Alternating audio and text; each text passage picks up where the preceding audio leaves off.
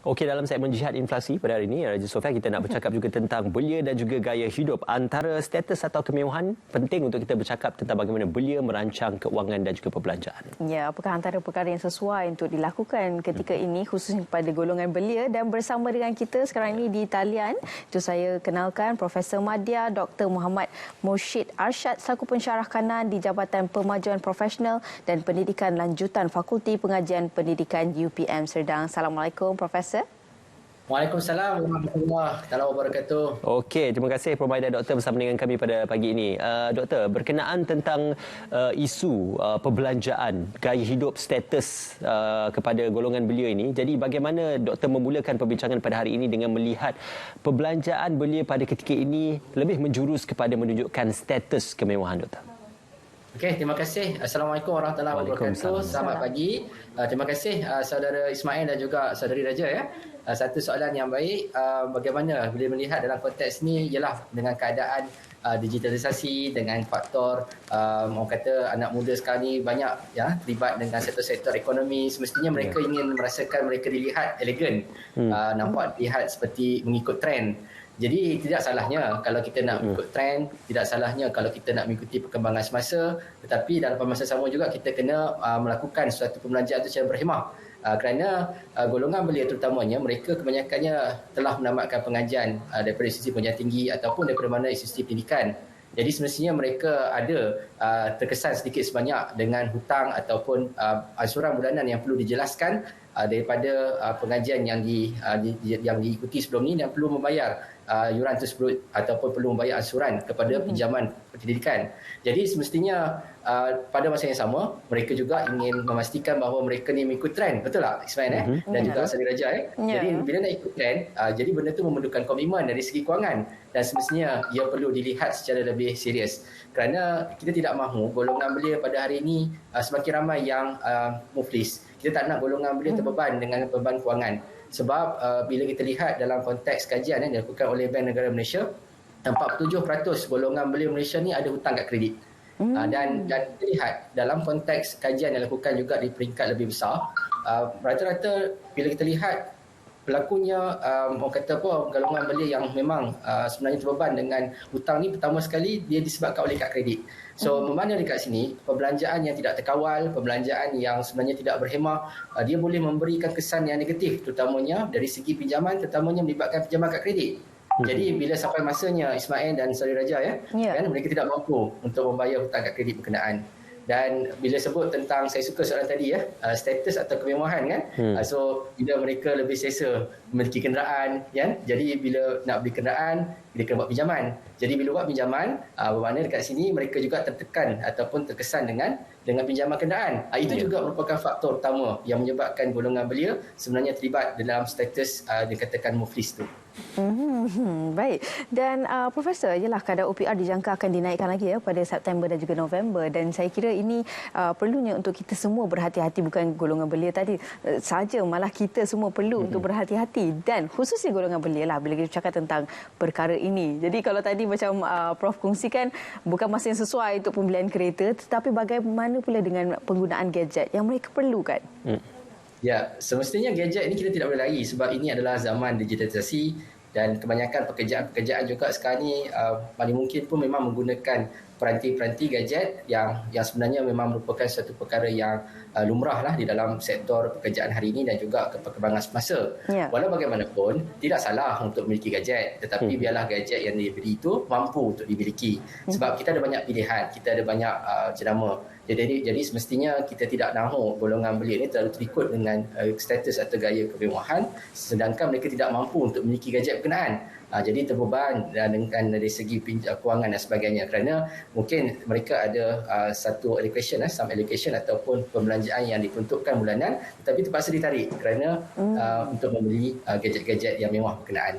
Jadi benda ni juga berkaitan dengan yang seperti mana yang saya Raja maksudkan tadi peningkatan OPR saya pun dah terima surat pinjaman rumah kenaikan ansuran bulanan benda tu normal, semua orang akan menerima bagaimana-mana yang meminjam kan. Jadi sebenarnya benda tu berkait juga dengan pinjaman peribadi Saudara Raja sebab banyakkan golongan belia ni bila kita buat forum dan sebagainya, kita dapat input, kita dapati bahawa bila mereka tidak mampu untuk memiliki perkara ini, tapi masa sama juga keinginan tu mengatasi keperluan, keinginan tersebut mengatasi keperluan, jadi mereka terpaksa melakukan pinjaman peribadi.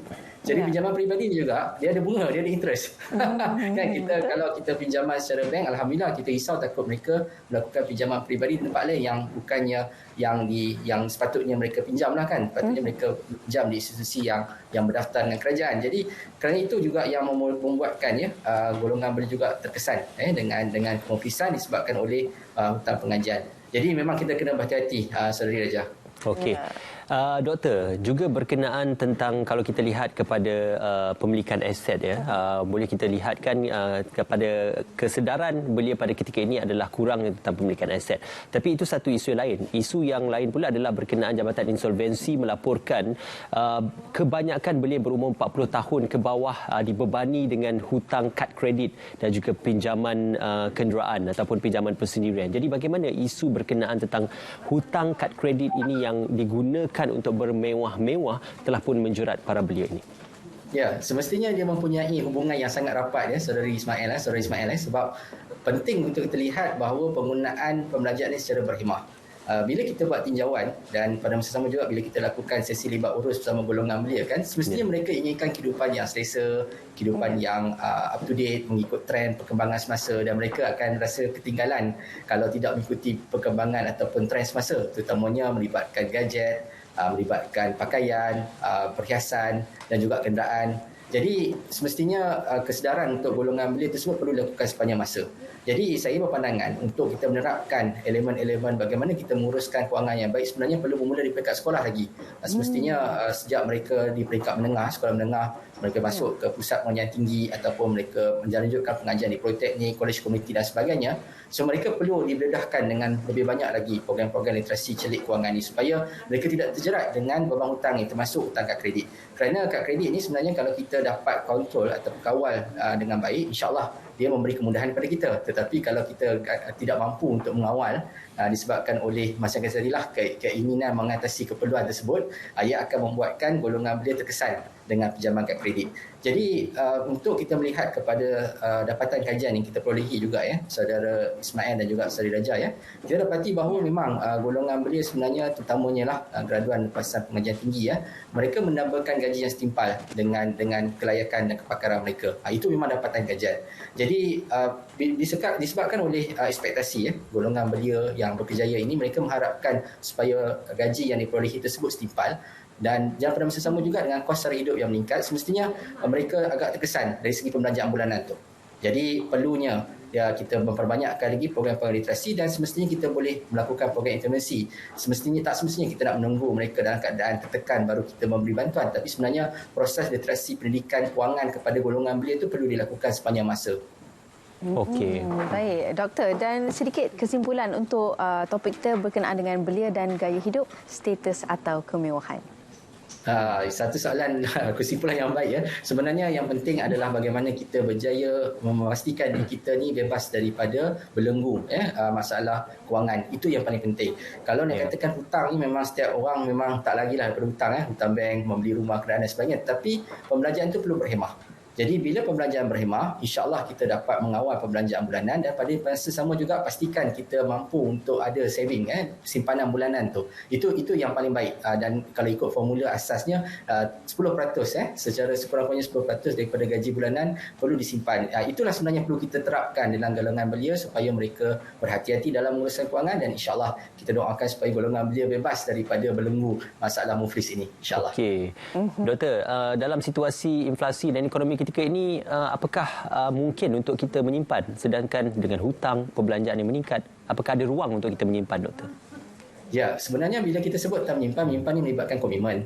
Jadi orang kata nak 1000 daya tak nak 1000 dalih. Bermakna kita cuba walaupun kita tidak mampu menyimpan dengan jumlah yang banyak, tetapi kita didik diri kita untuk menyimpan sedikit walaupun sedikit, kerana sedikit sebanyak dia akan membantu kita di waktu kita sukar, waktu kita menghadapi kesulitan dan sebagainya. Jadi mungkin kita ada alternatif tambahan untuk kita lebih banyak menjana pendapatan kita sendiri. Mungkin kita dengan pendapatan makan gaji, tapi bersama juga kita boleh kita manfaatkan sektor-sektor ekonomi gig, kita manfaatkan memanfaatkan kepelbagaian untuk mendapatkan sebuah pendapatan, itu juga merupakan satu-satu langkah ya untuk membolehkan kita bijak menguruskan kewangan, kerana kita ada sumber-sumber lain selain daripada gaji yang kita dapat setiap bulan. Dan itu sebenarnya merupakan satu ikhtiar yang kita boleh lakukan, dan pada masa sama juga kita kena pastikan yang bahawa kita mampu untuk menguruskan pembelanjaan bulanan kita secara berhemah. Ya, insyaAllah sama-samalah kita amalkan dan juga sama-sama kita ambil teladan. Terima kasih diucapkan kepada Profesor Madya Dr. Mursyid Arsyad, Pensyarah Kanan di Jabatan Kemajuan Profesional dan Pendidikan Lanjutan, Fakulti Pengajian Pendidikan Universiti Putra Malaysia. Terima kasih, Doktor. Ya, terima kasih. Okey, baik. Itu dia berkenaan dengan belia dan gaya hidup, status atau kemewahan. Banyak boleh kita ambil daripada perkara ini. Antaranya sekiranya boleh, lakukan ialah 10% daripada gaji kita untuk kita membuat simpanan. Sekurang-kurangnya. Kalau tak boleh, sebanyak mana yang kita mampu. Kalau tak boleh, 50%. 10% tak boleh kan? Simpan banyak sikit. Terus simpan je. Alamak. Kurangkan berhutang. Ya, sebenarnya. InsyaAllah kalau boleh. Hutang, banyakkan simpanan untuk masa ini. Baik. Dan seterusnya kita akan bersama dengan